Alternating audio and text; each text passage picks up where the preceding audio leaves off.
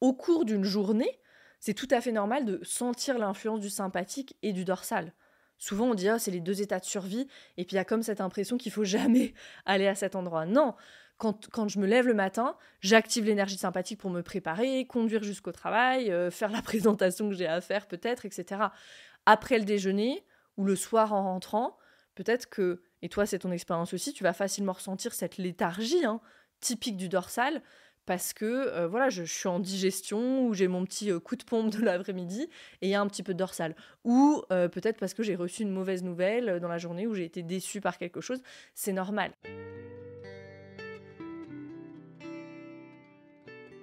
Bienvenue dans Pas de soucis, le podcast pour se libérer de l'anxiété avec Camille Thomas. Je suis Camille et avant d'être coach de santé, j'ai été une grande anxieuse. Je me suis libérée de l'anxiété le jour où j'ai compris que ce n'était pas dans ma tête. Pas de soucis, c'est le podcast pour celles et ceux qui sont fatigués par tout ce qu'ils ont essayé et qui savent qu'ils ont le pouvoir de guérir de l'anxiété naturellement. Alors si tu veux vivre sans anxiété et que tu as l'intuition qu'on ne t'a pas tout dit, ce podcast est pour toi. Je te retrouve tous les lundis pour explorer les pistes qui te permettront d'accéder au calme à l'intérieur de toi. Welcome back, bienvenue dans cet épisode de notre série Back to Basics sur la théorie polyvagale. J'ai tous mes livres avec moi et on va y aller. Cette théorie, ça a été la deuxième pierre à mon édifice quand j'ai commencé mes recherches pour comprendre l'anxiété qui m'habitait. Puisque j'étais formée en nutrition holistique, à l'époque quand j'ai commencé, je suis allée d'abord du côté de la nutrition, avec les livres du docteur Mark Hyman sur le lien entre ce qu'on a dans l'assiette, l'état des fonctions de notre corps et notre santé mentale. Ces connaissances-là, elles m'ont permis d'ajuster au niveau physiologique et elles ont commencé à me permettre d'intégrer que c'était pas complètement de ma faute. Et ça avait une grande valeur. Que j'étais pas bizarre ou que j'avais pas un niveau moins élevé en termes de santé, que j'avais pas une plus mauvaise santé que quelqu'un d'autre. Donc ça a été les premières informations. Et ensuite, c'est la théorie polyvagale qui a terminé, qui a fini de me déculpabiliser. Honnêtement, si tu écoutes cet épisode ou que tu regardes cette vidéo, si tu es sur YouTube et que tu n'en fais rien, mais que ça t'a permis de comprendre que ce n'est pas toi qui crée l'anxiété ou qui te crée tes symptômes, j'aurais rempli ma mission. J'aurais rempli ma mission pour cet épisode. Parce que j'entends beaucoup ça. Des personnes qui travaillent sur elles et qui disent « je sais que c'est moi qui me crée ça. Je sais que c'est moi qui me crée mon anxiété. » Si tu connais et que tu comprends la théorie polyvagale, tu sais que c'est pas vrai. Pour moi, le grand pouvoir et la puissance de cette théorie, c'est de pouvoir s'assurer que quoi que tu fasses, à n'importe quel moment de la journée, si tu as appris à traquer ton système nerveux, que ta physiologie, elle est dans le bon état pour pouvoir faire au mieux ce que tu t'es proposé de faire. Si j'ai une présentation à faire devant un grand nombre de personnes, est-ce que j'ai assez de ventral et de sympathique en ligne pour pouvoir être à la fois très focus et calme ? C'est ce que je suis en train de faire là avec cette vidéo, avec cet épisode. Il faut que je sois concentrée pour raconter des choses qui ont du sens et qui soient cohérentes, mais je suis calme. Si je veux méditer, est-ce que j'ai assez de régulation ventrale pour accéder au calme et assez de dorsale pour rester dans l'immobilité pour les minutes qui vont suivre? Si je veux manger, j'ai besoin de l'état ventral pour digérer. Est-ce qu'il est bien là? Est-ce qu'il est bien en ligne là maintenant? La théorie polyvagale appliquée à l'humain nous fait ce cadeau-là. Et je vais aller dans les sources et les remerciements en même temps parce que sans ces personnes, on ne saurait rien de tout ça aujourd'hui.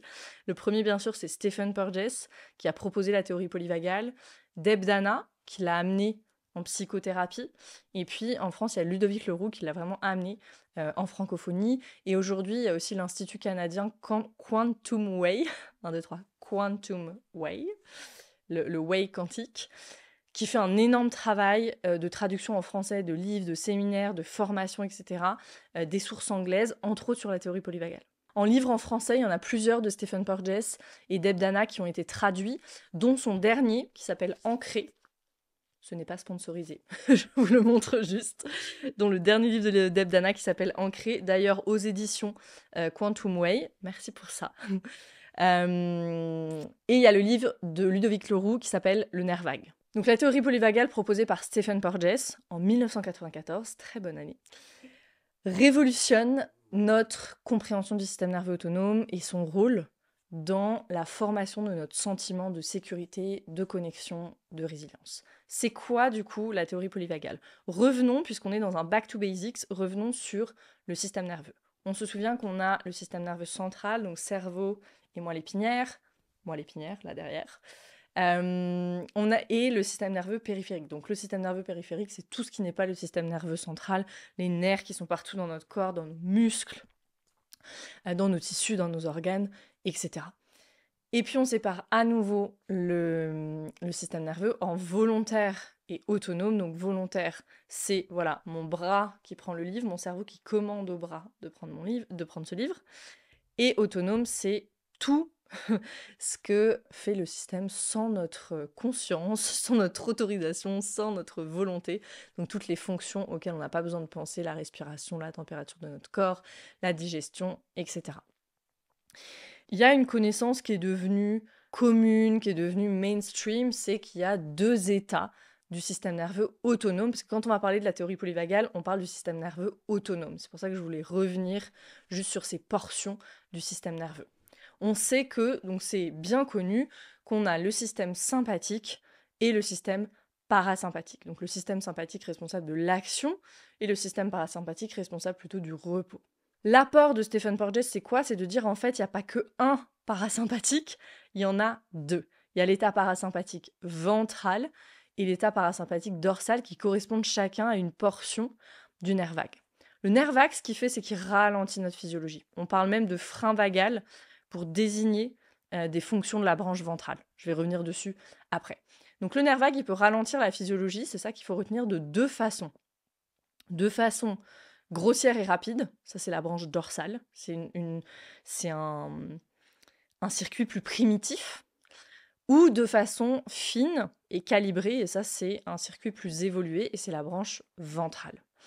Ces 2 branches, elles ont des fonctions différentes et elles agissent à des endroits différents, en dessous et au-dessus du diaphragme. On va revenir dessus. Si tu n'es pas en train de faire quelque chose, tu peux poser une main sur la poitrine et puis une main sous la cage thoracique. Et là, à peu près, au milieu, il y aura le diaphragme, pour se rendre compte un petit peu. Et on va avoir des portions du nerf vague au-dessus de ça et en dessous de ça. Donc sans surprise, dans cet épisode, on va aller dans les 3 états du système nerveux autonome et on va commencer par l'état dorsal, parce que c'est le plus vieux. L'état dorsal, il est vieux de 700 millions d'années, si je ne dis pas de bêtises. 700 ou 600? Très vieux. Donc la branche dorsale, c'est cette branche qui ralentit la physiologie de façon grossière et rapide. C'est vraiment une branche du système nerveux autonome, un circuit du système nerveux autonome qui dit « on arrête tout ». Cette branche dorsale, elle innerve les endroits en dessous du diaphragme, donc les organes digestifs principaux, l'estomac, le foie, la rate, le pancréas, les reins, la vessie, etc. C'est une branche qui ralentit la physiologie. C'est cette branche-là qu'on va trouver active dans le figement. Et aussi, quand il y a de la régulation ventrale, donc quand on a dorsale et ventrale, la digestion, des comportements prosociaux, etc. Donc c'est un circuit qui va très rapidement ralentir le cœur et nous envoyer dans l'immobilisation. C'est ça qu'il faut retenir. L'image que tu peux avoir pour le dorsal, c'est l'image de l'ours qui hiberne. C'est une très bonne image. C'est un état de conservation d'énergie où tout est ralenti et on va vers l'immobilisation. Donc tout est ralenti, même au niveau physiologique. C'est pas même au niveau physiologique, c'est au niveau physiologique. C'est-à-dire le métabolisme est lent, l'oxygène, les taux d'oxygène sont bas, on est en conservation d'énergie. Donc je vais lire un extrait de Ancré dans lequel Deb Dana décrit cet état dorsal. Sous le diaphragme se trouve le domaine du vagal dorsal, dont la tâche quotidienne non réactive est de réguler une digestion saine. En mode survie, le vagal dorsal nous coupe de notre conscience, nous déconnecte et nous conduit à l'effondrement et à la fermeture. Dans cet état de survie, nous nous sentons déconnectés et engourdis et nous avons l'impression d'être là sans être vraiment là et de subir les événements de la vie sans nous sentir concernés.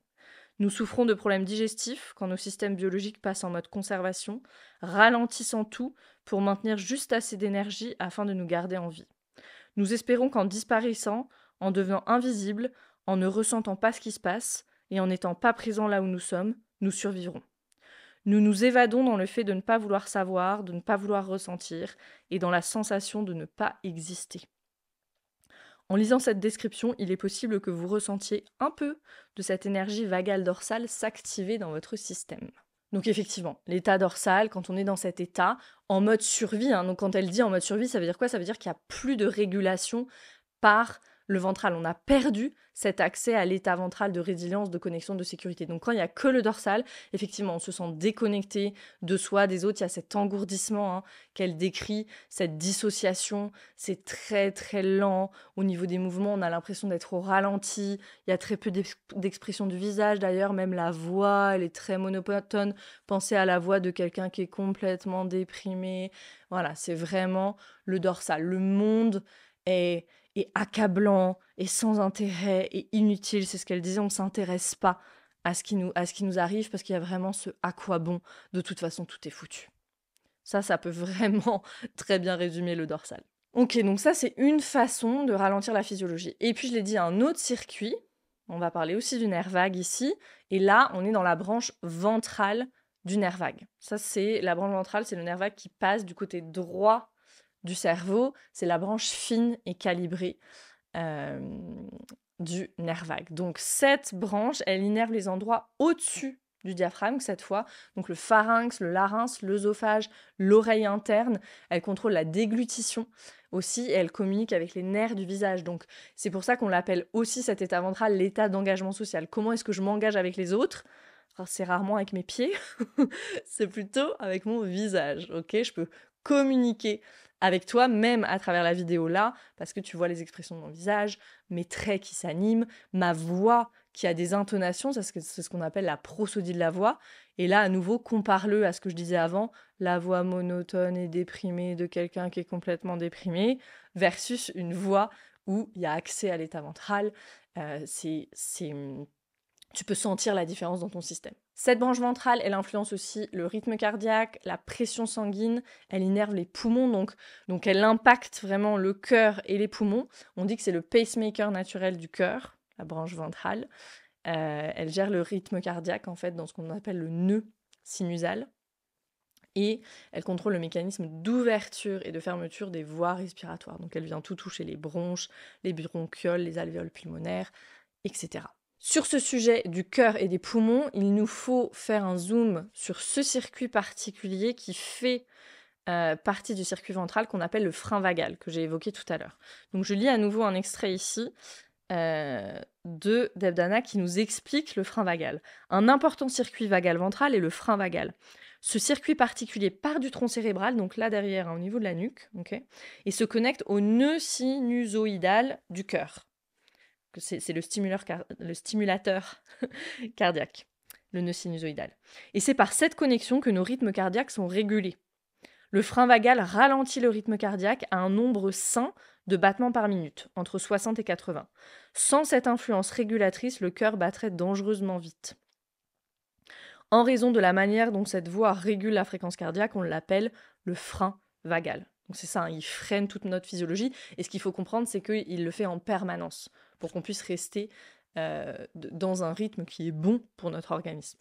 Le frein vagal régule également notre rythme respiratoire. Il opère selon un schéma subtil de relâchement et de réengagement à chaque cycle respiratoire.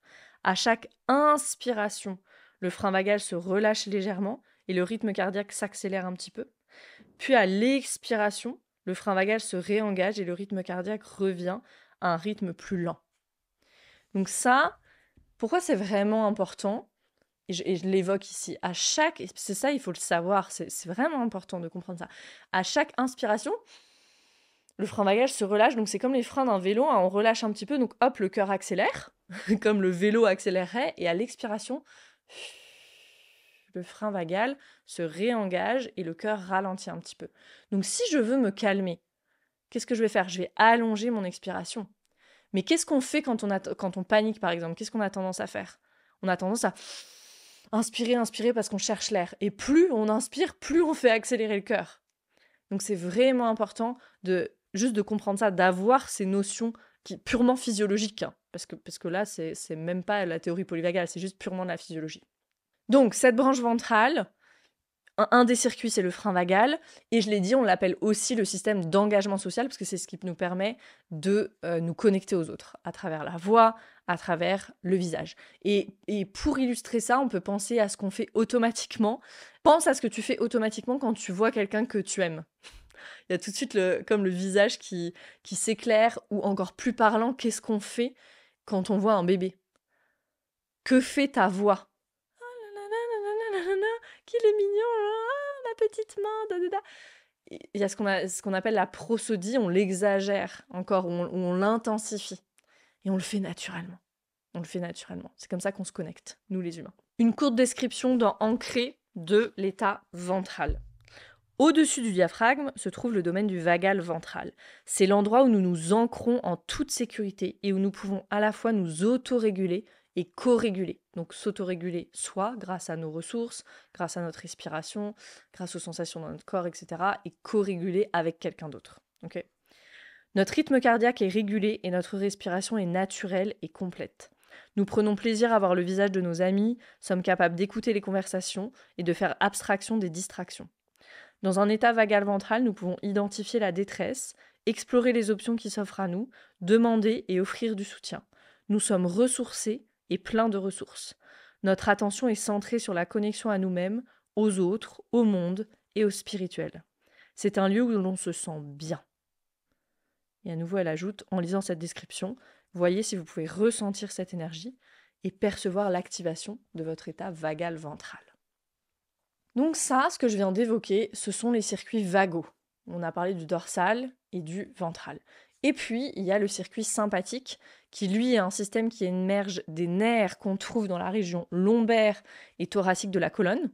Donc si vous prenez un peu plus bas que la nuque et puis au niveau de la taille, dans le dos, entre les deux, on va trouver ce qu'on appelle le tronc sympathique. Quand le circuit sympathique il est activé, qu'est-ce qu'on va avoir? On va avoir une augmentation des substances de stress, des hormones de stress, donc cortisol, adrénaline, noradrénaline. Tout ça, c'est très très physiologique, c'est pour nous permettre de prendre la fuite ou de combattre. On va avoir une augmentation de la circulation sanguine vers les bras, vers les jambes, à nouveau, pour combattre ou fuir. On a l'augmentation de la fréquence cardiaque et du rythme de la respiration. Ce qui ralentit, au contraire, c'est la digestion. Parce que si on a besoin de combattre ou de fuir, on n'a pas besoin de digérer. Okay, c'est vraiment un mode de protection ou de défense. On est dans le mouvement, on est dans l'activité physique. Et ça, c'est vraiment important de le comprendre aussi. Back to basics, ok, on revient aux bases. Si je capte dans mon système que je suis en sympathique, au lieu de me dire « calme-toi, calme-toi », non, je peux soutenir et accompagner ça. Je vais bouger, je vais aller marcher dans ce moment-là, puis après, ça va aller mieux. Je vais vraiment permettre à cette énergie de se décharger, d'être désactivée. Qu'est-ce que Debdana nous dit pour l'état sympathique? Si nous sortons de la sécurité ventrale pour entrer dans l'énergie du système sympathique, nous avons un sentiment de danger imminent et nous nous engageons dans la lutte et la fuite. Donc c'est ce que je disais, soit on va combattre, soit on va s'enfuir. Le monde nous semble être un endroit dangereux rempli de personnes dangereuses. Dans cet état, nous interprétons mal les indices et nous percevons les visages neutres et certains tons de voix comme des signaux de danger. Notre oui est réglé pour détecter les sons de danger et il est facile de ne pas entendre les voix amicales qui nous entourent. Nous scrutons l'environnement, nous ne sommes plus seulement conscients et vigilants, nous sommes désormais en état d'alerte et d'hypervigilance. Nous sommes seuls, séparés des autres, et nous regardons le monde avec un état d'esprit, du type « nous contre eux » ou « moi contre toi ». Exactement. En lisant ça, je pense à des situations qu'on a peut-être tous et toutes déjà vécues quand on voit quelqu'un qui nous regarde et on dit « Ah, comment il me regarde celui-là ?» et qu'on a l'impression que c'est menaçant ou quelqu'un qui dit quelque chose plutôt neutre et on le prend mal pourquoi? Parce que dans ce moment-là, nous, on est en sympathique. Peut-être que moi, je suis déjà dans mon anxiété ou moi, je suis déjà agacée par ce qui s'est passé juste un peu plus tôt dans ma journée et je suis dans cet état sympathique et donc c'est ce qu'elle dit, on interprète mal les signaux. Et donc ça, même chose, tellement important d'en avoir conscience. Si je m'engage dans une dispute, peut-être que je peux faire un pas de côté et dire « Attends, ok, dans quel état je suis là? Sympathique, ouais. Laisse-moi ramener un peu de régulation ventrale. Et on n'a pas besoin de revenir complètement dans notre état ventral, mais laisse-moi ramener un petit peu de régulation ventrale et voir ce qui se passe là, à ce moment-là. » Et il y a une bonne chance que nos perceptions, elles soient différentes. quelque chose que souvent les personnes elles comprennent pas, c'est que c'est complètement normal de passer d'un état à un autre au cours de la journée. On a besoin de notre système sympathique pour nous mouvoir dans le monde, pour mener des projets à bien, pour être en mouvement, même dans notre organisme. On sait qu'il faut faire du sport, c'est important d'être en mouvement, que tout circule bien. Donc, à petite dose, on a besoin de cet état sympathique. Quand le ventral et le sympathique ils travaillent ensemble, comme c'est le cas pour le cœur, la respiration, on se sent pleinement vivant, voilà, vraiment vivant. On peut faire l'expérience de ce que c'est que vivre pleinement. Le problème, c'est si on perd la régulation du ventral, la régulation par le frein vagal. Alors là, on va être dans l'état de survie sympathique et tout ce qui va avec, c'est-à-dire l'hypervigilance, l'anxiété, le fait de se sentir menacé tout le temps et en conséquence, être et penser dans les extrêmes et ne pas être dans le moment présent aussi. Il y a ça aussi qui fait partie du sympathique. En sympathique, on est soit dans le futur, soit dans le passé. Très compliqué d'être dans le présent. Mais au cours d'une journée, c'est tout à fait normal de sentir l'influence du sympathique et du dorsal. Souvent, on dit « Ah, c'est les deux états de survie », et puis il y a comme cette impression qu'il faut jamais aller à cet endroit. Non, quand je me lève le matin, j'active l'énergie sympathique pour me préparer, conduire jusqu'au travail, faire la présentation que j'ai à faire peut-être, etc. Après le déjeuner ou le soir en rentrant, peut-être que, et toi c'est ton expérience aussi, tu vas facilement ressentir cette léthargie typique du dorsal, parce que voilà, je suis en digestion ou j'ai mon petit coup de pompe de l'après-midi et il y a un petit peu de dorsal. Ou peut-être parce que j'ai reçu une mauvaise nouvelle dans la journée ou j'ai été déçue par quelque chose. C'est normal. Ce qui détermine la santé de notre système nerveux autonome, c'est à quelle vitesse et avec quelle facilité on arrive à retrouver notre chemin vers l'état ventral. L'état ventral, pour rappel, qui est notre état de connexion, de sécurité, de résilience. Du point de vue de l'évolution, et ça, cette théorie, c'est vraiment une lecture évolutionniste, évolutionnaire, I don't know. Mais c'est une lecture de l'évolution, en fait, de notre système nerveux autonome. Du point de vue de l'évolution globale et de l'évolution de chaque être humain, je vais revenir dessus, les états, c'est dans cet ordre-là. Dorsal, sympathique et ventral. Le système dorsal, il est vieux de 500 millions d'années. Je l'avais ici dans mes notes, donc c'est pas 700 ou 600, c'est 500. Le système dorsal, il est vieux de 500 millions d'années. Le système sympathique, il est vieux de 400 millions d'années. Et le système ventral, il est vieux de 200 millions d'années. Donc Stephen Porges, c'est vraiment ça qu'il a étudié. Il étudiait les mammifères à la base. La théorie polyvagale, elle n'était pas du tout destinée à arriver en psychothérapie, arriver en application humaine. Mais on est hyper heureux et heureuse que Deb Dana l'ait fait. Donc ça, c'est au niveau global. Et puis au niveau individuel, en termes de développement de l'être humain, le circuit ventral, c'est aussi le dernier à se développer. Il se développe au cours du 3e trimestre de grossesse et il continue à se développer, le système ventral, pendant les 2 premières années de vie. Et ça, c'est très important parce que ce système ventral, il va se développer, lui, uniquement grâce à la corégulation, donc la connexion qu'on va avoir avec nos figures d'attachement qui, généralement, sont nos parents. La question que nous offre la théorie polyvagale, c'est comment rester ancré dans cet état ventral. Pour moi, déjà, juste amener de la conscience sur cette question, c'est un cadeau. Et comment rester ancré dans cet état ventral, la façon dont on va répondre à cette question, elle va être différente pour chacun et chacune de nous. Ça dépend de nos ressources, ça dépend de ce qu'on aime, ça dépend de ce à quoi notre corps répond, plus ou moins. Après, voilà, des ressources qui sont plutôt communes à tous les êtres humains, ça va être des relations nourrissantes, nos amis, le fait d'aider quelqu'un, le contact avec un bébé, le contact avec les animaux, une communauté qui est soutenante. Ça va être utiliser la respiration pour réactiver notre frein vagal, donc allonger l'expiration, attention, allonger l'expiration, comme je disais tout à l'heure. Le contact avec la nature, ça c'est une ressource plutôt universelle, avec l'eau aussi. Des souvenirs heureux, juste se plonger dans un souvenir heureux de notre vie, ça peut nous aider dans le moment, ça peut aider notre physiologie dans le moment à revenir dans l'état ventral. Donc tout ça, ce sont des choses qui vont nous permettre de retrouver notre chemin vers cet état de résilience, de sécurité, et dont on devrait jalonner nos journées, en fait. Vraiment, l'idée, c'est de jalonner nos journées. Deb Dana, elle parle d'encre de sécurité, vraiment d'avoir ces ressources régulièrement dans la journée. Et la théorie polyvagale nous permet ça. Elle nous permet d'amener de la conscience et du coup, consciemment, ok, qu'est-ce que je vais avoir comme ressources là ?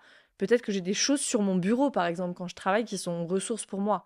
Peut-être que je sais que à la pause, j'appelle une amie, j'en sais rien, ou je vais boire un café avec une collègue que j'aime beaucoup. Hop, c'est une ressource et je jalonne vraiment super consciemment, super intentionnellement ma journée de moments de ventral. Et c'est ça qui va tisser le fait d'être de plus en plus en ventral. Un moment de ventral, plus un moment de ventral, plus un moment de ventral, ça fait une journée. Et avant qu'on s'en aperçoive, on se retourne et on se dit « Ah, c'est vrai que ça va mieux.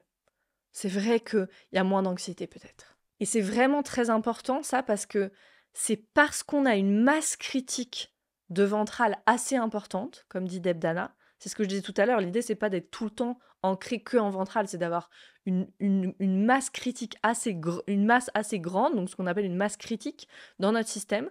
C'est parce qu'on a cette masse critique de ventral qu'on va avoir la résilience de faire face à ce qui va nous arriver dans la vie. Parce qu'il va nous en arriver des choses, c'est sûr.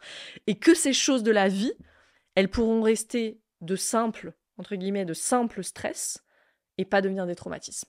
Et donc, pas rester coincé sous forme d'énergie de survie dans notre système nerveux autonome. Je vais terminer sur cette citation d'Albert Camus, qui est au début d'un des chapitres d'Ancré, et qui est devenue une vraie ressource pour moi, et qui, pour moi, représente ce que nous permet la théorie polyvagale. La citation, c'est « Au milieu de l'hiver, j'ai découvert en moi un invincible été. » Et c'est vraiment ça que ça nous permet. Je crois que c'est ça que ça nous permet, la théorie polyvagale, de trouver quelque part en nous notre été. Peu importe la saison qu'on traverse, peu importe l'état dans lequel on est. Et si on en sort, de retrouver notre chemin vers cet invincible été, qui est une très belle métaphore de l'état ventral. Voilà pour cet épisode de notre série Back to Basics sur la théorie polyvagale. Merci pour ton écoute et à très vite pour le prochain épisode de notre série.